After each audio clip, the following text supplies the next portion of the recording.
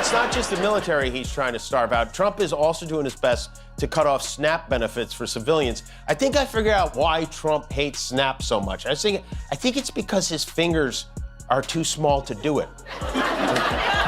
Donald Trump intends to take America backward to the failed policies of the past.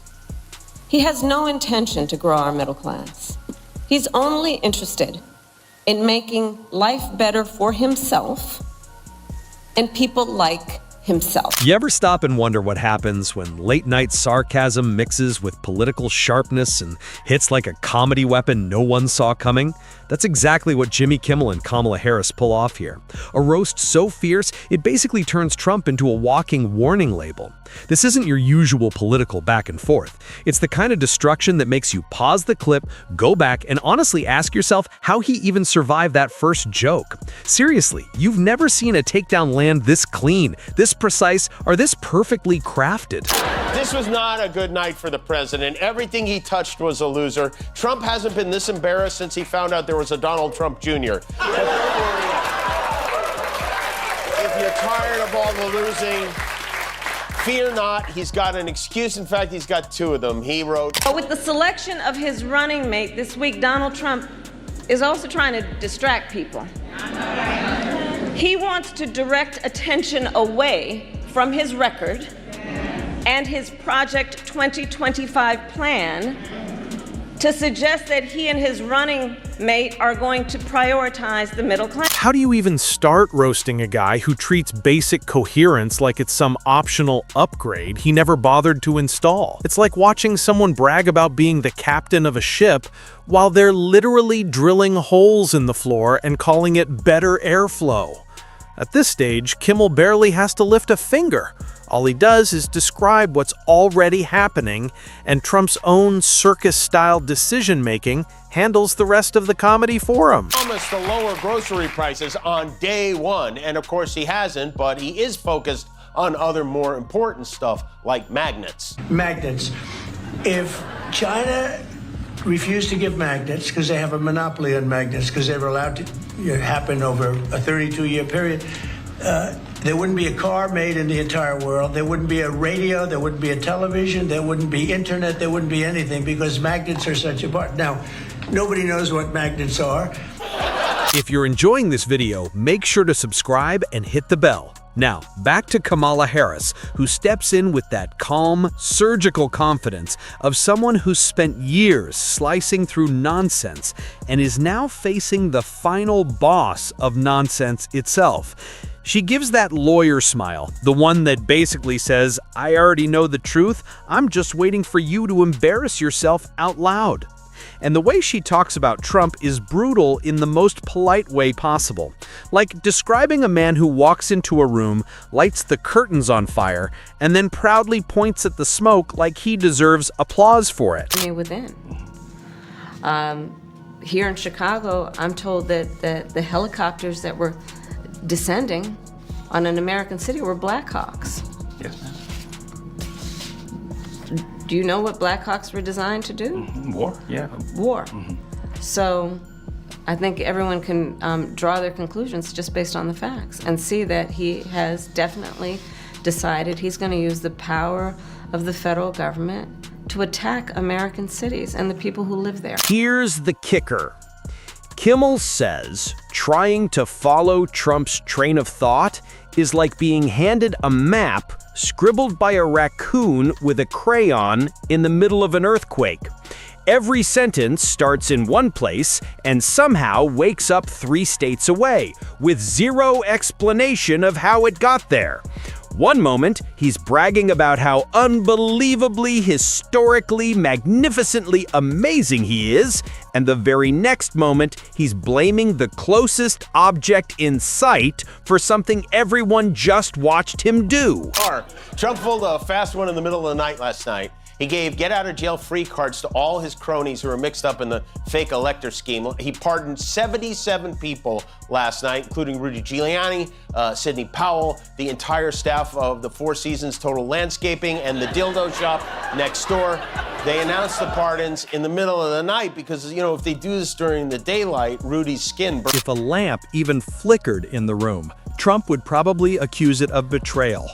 This is the kind of guy who could trip over a perfectly flat floor and then jump on TV to announce that the ground was part of some conspiracy against him.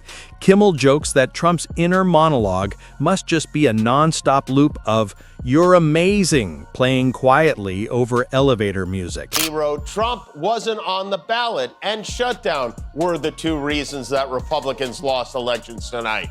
Now, if Republicans had won and he wasn't on the ballot, would he take credit for that? Oh, yes, he definitely would, but he lost. And then he posted this. He posted, "And so it begins," which was either a response to Mamdani winning the mayoral race or he just sat down on the toilet. Imagine the chaos. Kamala looks straight into the metaphorical camera and breaks it down, saying Trump treats facts the same way toddlers treat vegetables. Push them away, make a face, and then demand dessert. For him, reality isn't something you respect, it's something you override. She says if you handed him a briefing full of clear, organized, bullet-pointed truths, he'd glance at it like a menu and order straight-up delusion a la carte.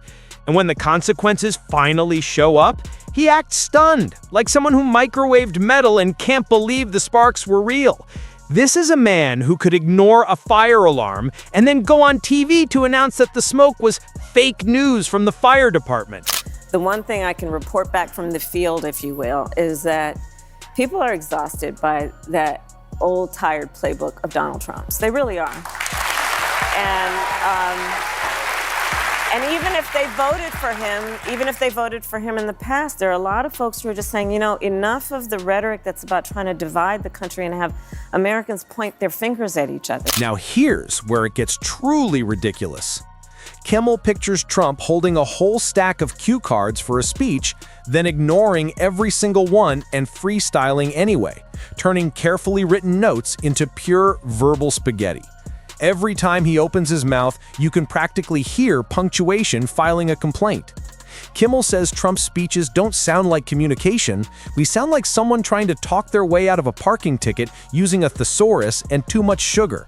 And the wild part is he always finishes looking so proud of himself, like he just delivered the Gettysburg Address, when really he barely made it through good evening.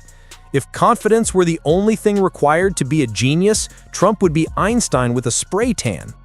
Kamala compares his leadership style to someone trying to drive a car from the back seat, blindfolded and screaming at the GPS. He creates chaos faster than he can read a document, and considering anything longer than a menu looks like an extreme sport in his world, that's saying a lot. Kimmel imagines Trump preparing for a debate by arguing with a mirror until even the mirror gives up and leans away. His whole strategy seems to be interrupt, deflect, repeat, and absolutely never answer the actual question. It's like watching a student take a test by loudly insisting all the questions are unfair. And those hand gestures?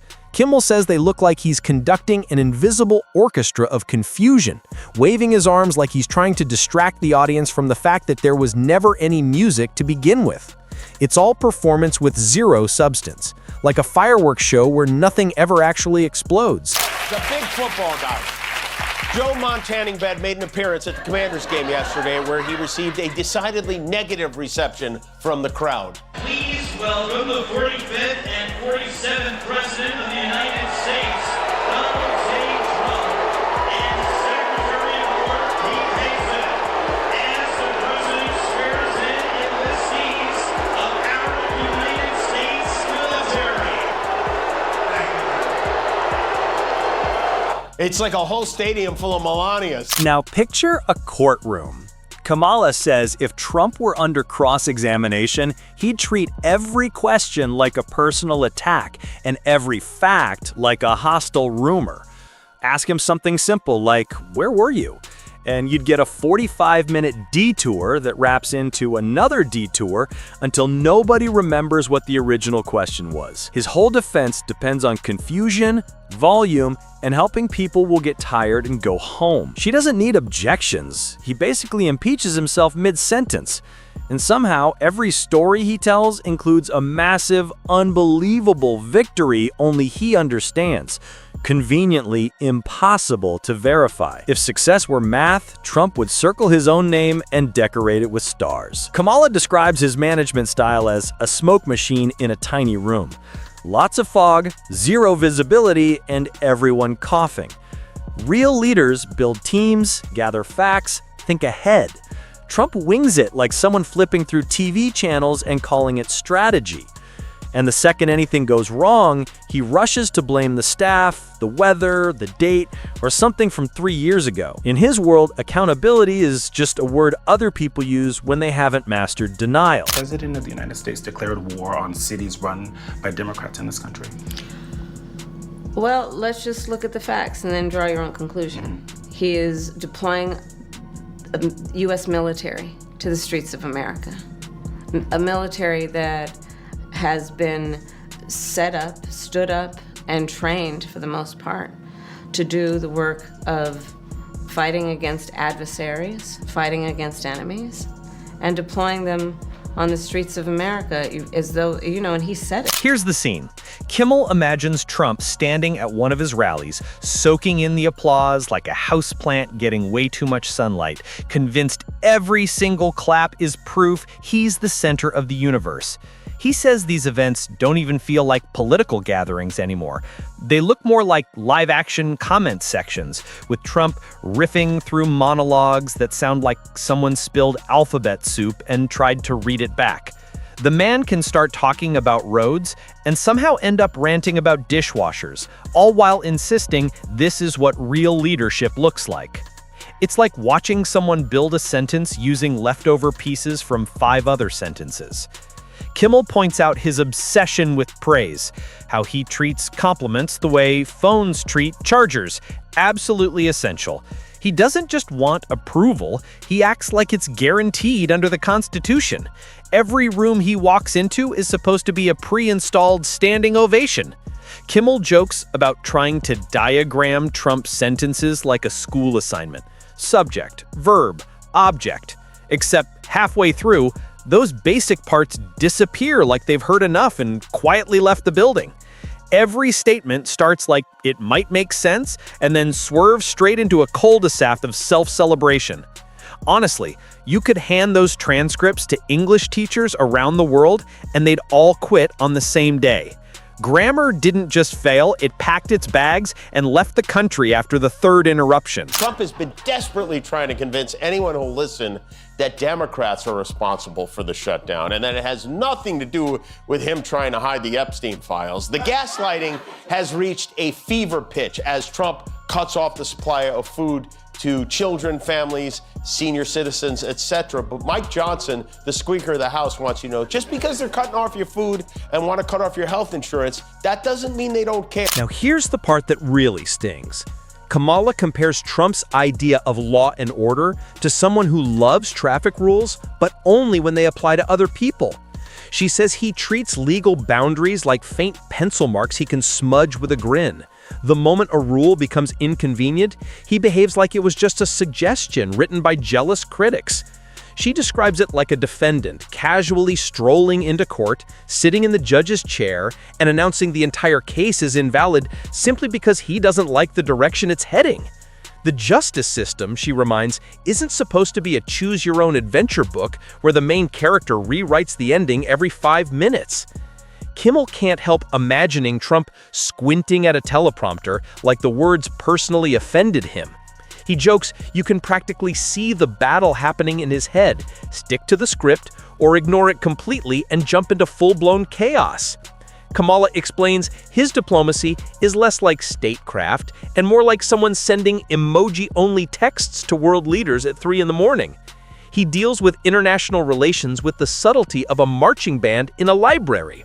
One impulsive rant, one careless comment, and suddenly entire alliances start looking for the exit door. Negotiations become dramatic performances where he confuses loudness for strength and confusion for strategy. It's as if he thinks foreign policy is a talent show, and he's the only contestant guaranteed a standing ovation, no matter how off-key he is. See it spelled out in his economic agenda.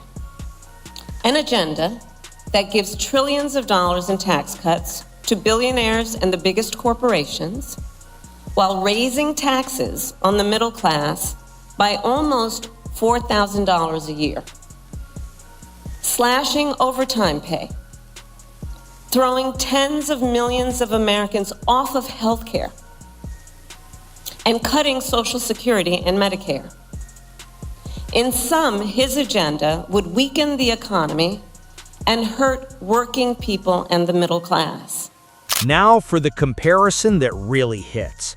Kimmel says Trump's attention span is like unstable Wi-Fi, perfect for 3 seconds, then gone without warning. He pictures advisors trying to brief him as his focus drifts off like a cat chasing something shiny. One moment he's being told about critical national issues, and the next he's bragging about TV ratings from years ago. Kimmel jokes that every meeting with Trump needed a progress bar hovering above his head, buffering every time reality tried to load. Kamala talks about his absolute refusal to admit mistakes, how "my fault" simply doesn't exist in his vocabulary. If he set his own tie on fire, he'd blame the mirror for showing it. Kimmel imagines Trump narrating his entire life like a dramatic movie trailer. Everything huge, historic, unbelievable. Minor events become epic victories. Simple tasks turn into heroic triumphs. He probably congratulates himself for finishing a sentence. Kimmel laughs at the thought of Trump staring into the mirror and hearing cinematic theme music play every time he straightens his tie. In his world, reality isn't the story. It's just a background character in a movie he wrote, directed, and reviewed himself. We're working hard to beat Trump at his own game. He's been posting these funny things like this, showing Trump as a baby, and it does seem to be getting under the president's skin. He doesn't have what it takes, I tell you that. Slimy guy. He's a slimy one. Maybe that should be his nickname. Slimy Newscomb, right? Oh man, he can't even come up with a decent nickname anymore. Now watch how this unravels. Kamala breaks down Trump's instinct for creating enemies, turning even neutral people into villains in the ongoing soap opera inside his head. She says he lives in a world where anyone who doesn't cheer loudly enough becomes an antagonist by default. Winning isn't enough. Other people have to lose in dramatic, televised fashion. She compares it to someone turning a tiny disagreement into a full courtroom drama starring only themselves and their ego. Kimmel describes Trump's post-presidency appearances as a man wandering through his greatest hits tour, insisting every old talking point is still topping the charts. He repeats the same lines with the confidence of someone who's never heard of the word retire. Kamala frames him as the kind of person who mistakes noise for importance and chaos for charisma, convinced that if things are loud and messy, something meaningful must be happening, and of course, he must be the center of it. But once you strip away the theatrics, the bluster, the exaggerated stories, what's left is a man clinging to a spotlight he never really knew how to use. And as she delivers that final point, she smiles, not out of praise, but with the calm satisfaction of someone who's just watched an overhyped act walk off stage, leaving the audience realizing it was all smoke, mirrors, and a whole lot of hot air.